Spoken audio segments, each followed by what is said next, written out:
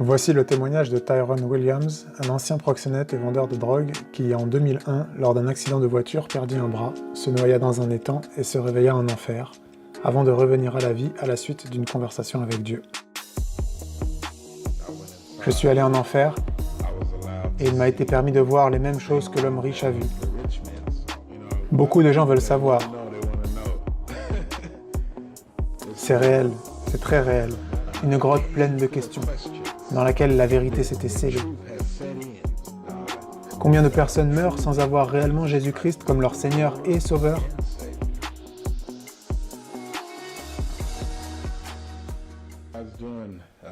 Salut, mon nom est Ministère Tyrone Williams. Je vis à Sacramento, en Californie. Beaucoup de gens me connaissent, car j'ai une histoire en ligne qui s'appelle « Tyrone est allé en enfer ». Je veux vous donner ici une version plus à jour et aussi faire quelques remarques sur tous les commentaires que j'ai reçus. Certains sont bons, d'autres mauvais. Pour ceux qui sont croyants, je vous remercie d'avoir combattu les non-croyants pour moi. Personnellement, j'ai choisi de ne pas commenter cette histoire, car la vérité, vous n'avez pas besoin de combattre pour elle, que vous croyiez ou non. Et avant de croire ce que j'ai dit, vous devez croire la parole de Dieu. Car si vous croyez la parole de Dieu, vous pouvez confirmer que l'histoire est vraie. Parce que la parole de Dieu n'est pas un mensonge, et elle révèle l'existence du paradis et de l'enfer de nombreuses et nombreuses fois. Donc, je veux mettre en lumière cette partie de mon histoire, et aussi présenter de nouvelles choses qui sont arrivées dans ma vie depuis. Parce que la parole dit qu'on peut avoir la vie et en avoir plus abondamment. Et je veux juste partager l'abondance de vie avec laquelle le Christ m'a rempli de ce côté de la vie après l'accident.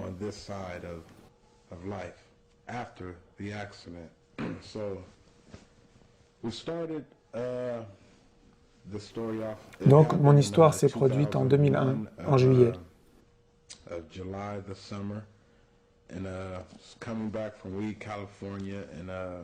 Je revenais de Wee, en Californie. On rentrait, moi, une jeune femme et son fils de 2 ans. On roulait sur l'autoroute I-5 et on a eu un accident de voiture. La cause directe de l'accident était qu'elle s'était endormie au volant. Mais avant qu'elle s'endorme, c'est moi qui conduisais et je commençais à m'endormir. Alors c'est pour cette raison qu'on avait changé de conducteur. Donc, elle conduisait le pick-up sur l'autoroute. Je m'endors sur le siège passager. Son fils est derrière nous sur la banquette. Il n'est pas attaché avec sa ceinture, mais il est simplement endormi, allongé derrière. Et donc elle s'est endormie, et nous étions au milieu de la bande verte entre les deux voies de l'autoroute. Le véhicule roulait donc hors de contrôle sur un terrain rugueux, et c'est ça qui m'a réveillé. J'ai regardé à ma gauche et je l'ai vu endormi. Donc, naturellement, tu te réveilles, tu vois l'autre endormi au volant, immédiatement tu attrapes le volant.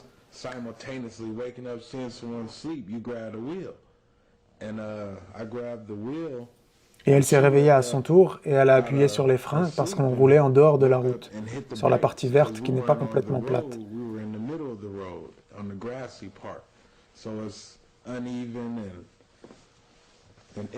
Et instantanément, le pneu gauche a éclaté. Que ce soit à cause d'un nid de poule ou autre, je n'en sais rien. Mais quand il a explosé, le pick-up a commencé à basculer et à faire des tonneaux. On a fait de nombreux tonneaux. Je vois le ciel, le sol, le ciel, le sol, parce qu'on roule.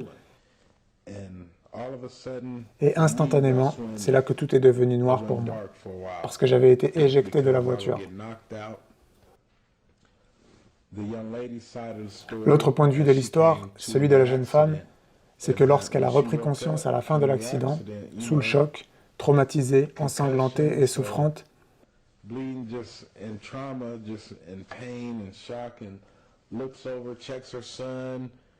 Elle tourne la tête pour voir son fils derrière, et en se tournant, elle voit ma main droite sur le siège passager, sans aucune trace de moi. Alors instantanément, elle est sous le choc, sort du pick-up et se met à me chercher. Et c'est à ce moment qu'intervient le jeune homme qui m'a sauvé. Son nom est Rubey McGoney. Il venait de San Francisco et habituellement il prenait la route qui longe la côte en direction de l'Oregon où se trouvait son université.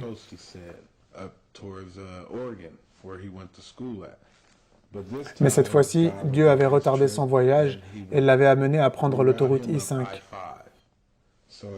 Et donc il roule sur l'I-5 et il arrive au niveau de l'accident.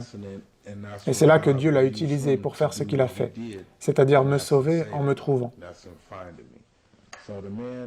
Donc Rubey raconte qu'il est sorti de sa voiture, il s'est approché de la jeune femme et lui a demandé « Tout va bien? Est-ce que tu as besoin d'aide ?» Et elle criait « Oh mon Dieu, où est Tyrone ?» Alors il l'a regardée.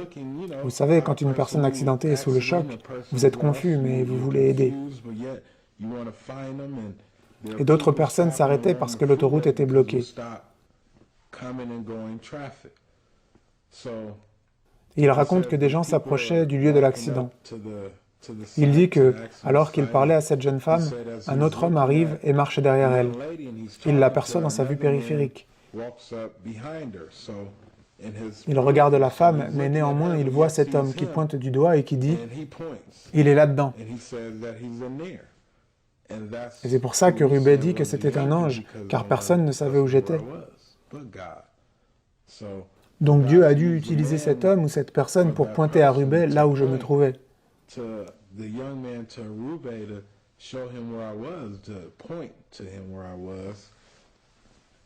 C'est là que Rubey l'a regardé et lui a dit « Ok, donc tu sais où il est? Pourquoi ne vas-tu pas le chercher toi-même » Mais il s'est juste mis à courir, il a sauté par-dessus la barrière de protection, et avant de plonger dans l'eau, il a regardé pour savoir où je pouvais bien être. Par où est-ce que je serais tombé dans cet étang? Comme j'ai dit, l'étang avait la taille d'un terrain de football américain, en largeur comme en longueur. Donc, où tu commences?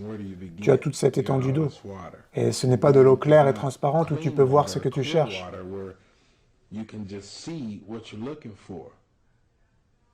Donc il plonge dans l'étang, il nage dans l'obscurité et il arrive jusqu'à moi, parce que Dieu le guide à moi. Au milieu de toute cette étendue d'eau, alors qu'il nage sous l'eau dans le noir, Dieu le guide directement à moi et il me touche, et il m'attrape et il me sort de l'eau. À ce moment, je ne suis pas vivant, je ne respire pas. Je me vide de mon sang. J'avais 2 litres d'eau et de boue dans mes poumons qu'ils ont drainés à l'hôpital. Et en plus de ça, la gangrène avait commencé au niveau de la plaie. Donc, j'ai une infection qui se propage directement à mon cœur pour m'enlever la vie.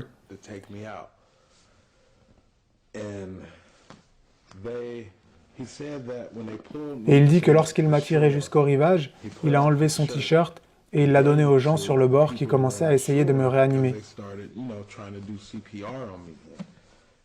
Et j'ai craché de l'eau à un moment et j'ai perdu la conscience à nouveau, à cause de la quantité d'eau qu'il restait encore en moi.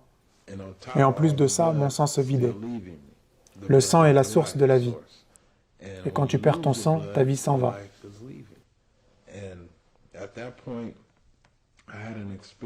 Et à ce moment, j'ai eu une expérience où j'étais dedans et hors de mon corps.